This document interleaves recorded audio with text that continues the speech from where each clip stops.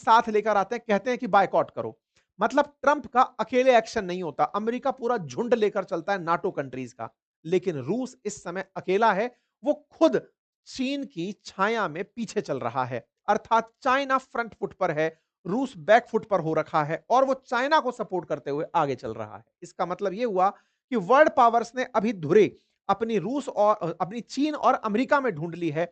रूस कहीं हाशिए पर चला गया है और भारत जिस रूस के लिए संघर्ष कर रहा है, वो भारत के लिए कोई ताजा स्टैंड नहीं ले रहा। इसलिए मैं कहीं ना कहीं इस बात तक पहुंचता हूं कि कहीं भारत ने ये जो दुनिया में बदले फिलहाल के घटनाक्रम है, इसकी वजह से तो रूस को साइडलाइन करने का निर्णय नहीं ले लिया। और यदि ऐसा है, तो क्या भारत इसे पूरी कैलकुलेटेड रिस्क की तरह से ले रहा है? क्योंकि ट्रंप ने यूक्रेन का साथ देने के लिए अगर मैक्सिमम प्रेशर टेक्निक अपनाई, तो निश्चित ही वो पुतिन पर दबाव डालने के लिए चाइना पर और भारत पर टैरिफ का प्रेशर जरूर डालेंगे। मैं आपको आज की अपडेट दे देता हूं। ट्रंप अभी जब आप सेशन सुन रहे हैं, उस समय पुतिन से बातचीत करके रुके हैं और जेलेंस्की मिलने के लिए इनके पास में अमेरिका जा रहे हैं। रशिया ने थोड़ी देर पहले ही बॉम्बार्ड किया था यूक्रेन के अंदर गैस साइट्स को। ट्रंप की बातचीत हो रही है, यह मैं आपके सामने सेशन दिखा रहा हूं। I am speaking to president Putin now. इसका मतलब ये दोनों लोग बातचीत में हैं और ट्रंप लगातार पुतिन के साथ बातचीत इसलिए कर रहे हैं क्योंकि वो उन्हें अपडेट दे रहे हैं कि देखो भाई, मैं गाजा रुकवा चुका हूं, अब तुम्हारा नंबर है कि इसको युद्ध को रुकवाना है और कैसे रुकवाना है उसकी तैयारियां करो। और युद्ध रुकवाने के लिए अब उधर से व्हाइट हाउस में फिर से जेलेंस्की को बुलाया गया है और इधर ट्रंप ने पुतिन से बातचीत की है। इसीलिए ट्रंप के साथ भारत कैसे आगे बढ़ता है, यह अपने आप में एक बड़ा सवाल बनता जा रहा है। एक और इंपॉर्टेंट जो घटनाक्रम है, वो भी आप लोगों को ध्यान देना चाहिए। अमेरिका में इस समय 15 दिन से ज्यादा बीत चुके हैं, उनका धन विधेयक पास नहीं हुआ है। बजट के पास हुए बिना अमेरिका में बहुत सारी जरूरी सेवाओं का बिल अटका हुआ है, क्योंकि डेमोक्रेट्स, बाइडेन की जो पार्टी के लोग हैं, डेमोक्रेट्स जो हैं, वो ट्रंप का बजट में साथ नहीं दे रहे हैं। और सीनेट में जब तक 60% वोट राष्ट्रपति के साथ नहीं होते, बजट पास नहीं होता। ट्रंप का बिल 55 पर अटका हुआ है। लेकिन आप जानकर आश्चर्य करेंगे कि उस सीनेट में जहां से 60 वोट ट्रंप अपने पक्ष में बजट के लिए नहीं ला पा रहे, उसी सीनेट से 85% सांसदों ने, क्यों? क्योंकि सीनेट में मेंबर ही 100 होते हैं, उसमें से 85% सांसद यानी कि 85 सीनेट मेंबर्स ने ट्रंप से कहा है कि चाइना पर 500% टैरिफ लगा दो। ये बेसेंट प्रेसिडेंट के बयान को सुनाते हुए दिखाई दे रहे हैं और वो कह रहे हैं कि हमें अब सीनेटर्स ने, 85 यूएस सीनेटर्स ने कहा है कि चाइना पर 500% टैरिफ लगा दो। अब ये बात बड़ी बात है। ये ऐसे समय पर बात निकल कर आ रही है कि जो सीनेट या जो डेमोक्रेट ट्रंप के साथ बजट पर साथ नहीं है, वो चाइना पर 500% टैरिफ लगाने की बात कर रहे हैं। तो क्या अमेरिका रूस पर प्रेशर बनाने के लिए चाइना पर कुछ दिनों के लिए ही सही, अगर 500% टैरिफ लगा गया, तो रूस को रुकना पड़ जाएगा, क्योंकि चाइना तेल खरीदना रोक देगा। 500% टैरिफ बहुत होता है। अब इस बात के जवाब में हालांकि ट्रंप प्रशासन का कहना है कि 500% टैरिफ मैं तो लगा दूं, लेकिन यूरोपियन देश भी इस बात के लिए तैयार हो कि वो भी चाइना पर टैरिफ खेलेंगे। मैं उनको बचाने के लिए खुद अपना नुकसान क्यों करूं?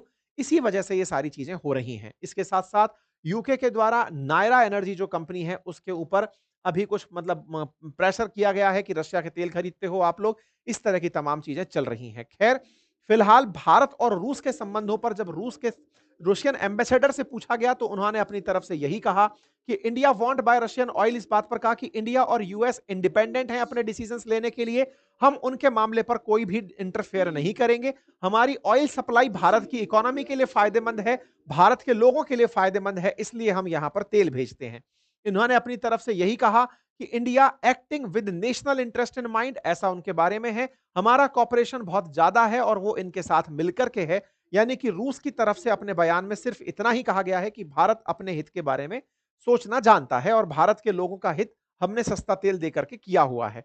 जब भारत के विदेश मंत्रालय के प्रवक्ता से यह बात पूछी गई, तो उन्होंने कहा कि भारत की प्रधानमंत्री की आज कोई भी ट्रंप से बातचीत नहीं हुई है। तो अगर ट्रंप ने यह कहा कि प्रधानमंत्री मोदी से आज बात हुई है, तो हमारी कोई भी उनसे बातचीत नहीं हुई है।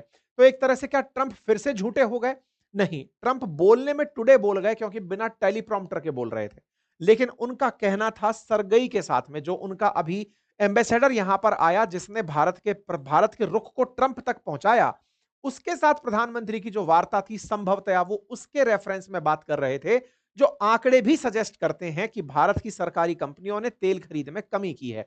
इसका मतलब भारत फिलहाल तो इस बात से निकल लिया ये कहते हुए कि हमारी तरफ से आज कोई बातचीत नहीं हुई है, लेकिन संभवतया भारत अमेरिका से ट्रेड डील करने के लिए एक डेटा उसमें यह डाल सकता है कि सर आपके साथ व्यापार तो करना चाहते हैं, आपके साथ हमारे इंपोर्ट बिल कम है और चूंकि हम तेल इंपोर्ट करते ही हैं, आप सस्ते दामों पर हमें तेल दे दो, हम रूस से तेल खरीदते हैं, हम आपसे खरीद लेंगे। कुल मिलाकर ट्रेड का जो हमारा धन उधर रूस जा रहा है, वो आपके पास चला जाएगा। आप आश्वस्त कर दो कि आप सस्ता तेल दोगे, क्योंकि हमें तो अल्टीमेटली खरीदना ही है। ऐसा फिलहाल के लिए प्रतीत होता दिख रहा है। भारत की तरफ से 80% तेल Iraq, Saudi America, south Africa, अन्य देशों से खरीदा जाता रहा है। ऐसे में हो सकता है कि ट्रेड डील में भारत अमेरिका से ही कह दे कि आप ही तेल बेच दो हमें, जब आपको इतनी ही दिक्कत है, तो आप रूस की कीमत पर हमें तेल बेच दो। अगर आप ये करने में कामयाब होते हो, तो हम आपसे खरीद लेंगे और उसमें संभवतया भारत को कोई नुकसान भी नहीं है, क्योंकि रशिया यूक्रेन के युद्ध से पहले भारत रूस से ज्यादा तेल नहीं खरीदता था। इसका मतलब भारत अपने हितों का ध्यान रखते हुए अमेरिका के साथ ट्रेड डील को भी बनाकर आगे ले जा सकता है।